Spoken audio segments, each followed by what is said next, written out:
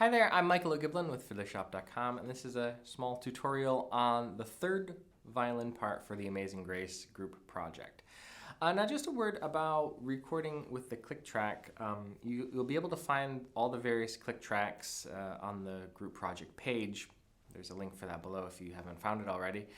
And there are lots of options for click tracks. You can either choose to record one with just the third part or one with all of the different parts, so you can kind of mix your part in.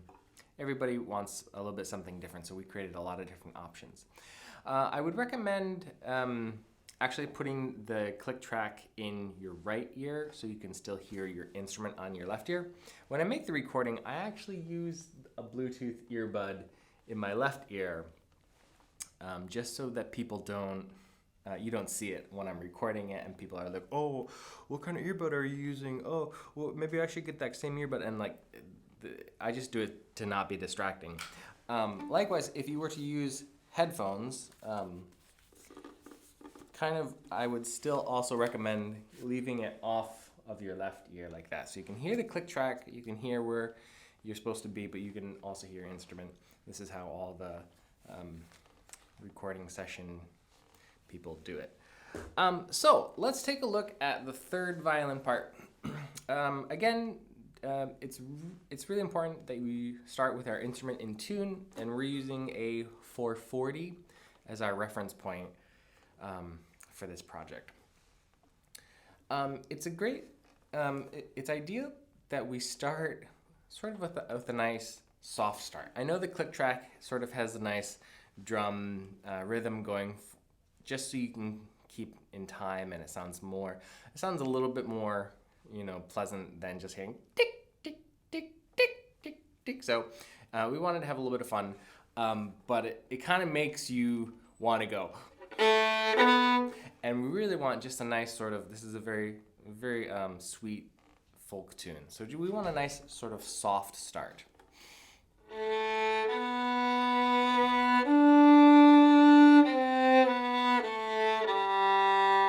And so we want to sort of just, it doesn't have to have a lot of vibrato, it doesn't have to have a ton of vigor to it. This is just sort of a nice, solid inner voice. But it is also pretty low. It's basically, it doesn't mean that you have to play. Because actually, we want to perform as if we're playing for a much bigger space than just our small living rooms. I know it's tough being in your living room or being at home during this time, but we want to play as if we're playing to a much bigger space. So I know I'm saying sort of contradicting things, so take it with a grain of salt. 2, 3, 1, 2, 3.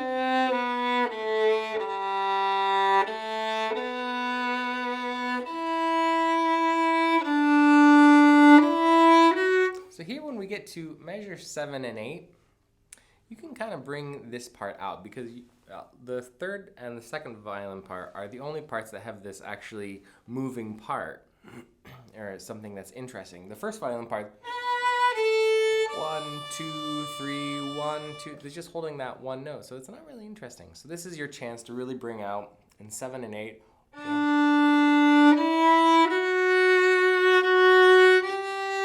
And then after that, we can kind of sink back down a little bit until we get some more interesting stuff again in 11 and 12. So going back to 7.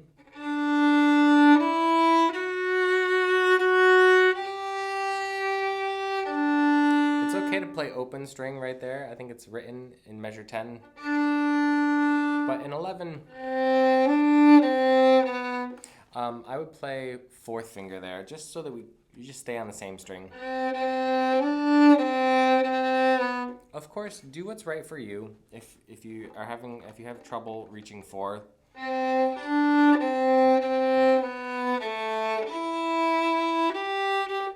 it's okay. Again, so intonation is very important. As an inner voice, we need to be a very reliable, dependent kind of chord tone, especially when we have just sort of these there's a lot of G's in that measure. So we want to try to have a really nice intonation.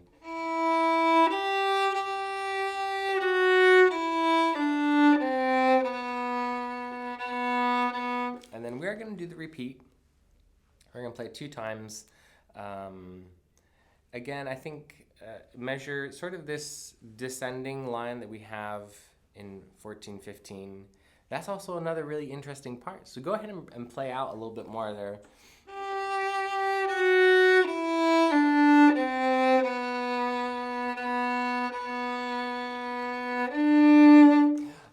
So just kind of, again, just as a reminder, excuse me, that even though the drums are like 1, 2, 3, 1, 2, 3, that we still want to have a nice, try not to buy into that short phrasing or that really rhythmic thing, and try to think of this as being a little bit smoother. It's a very gentle, very, I don't know, there's a lot of meaning behind the words, and I don't know.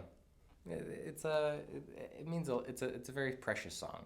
So let's try to keep it nice and fluid. Yeah, for what that's worth. Okay.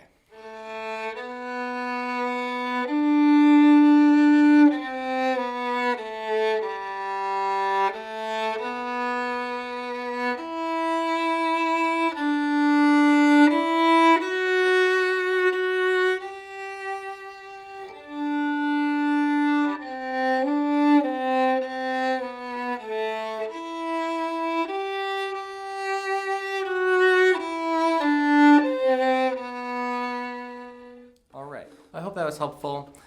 We look forward to having your part playing, and if you choose to play the third part, we really need you, and we look forward to hearing it all together once everybody submits their recording. Thanks so much for watching. We'll see you at Fiddlershop.com. Fiddlershop.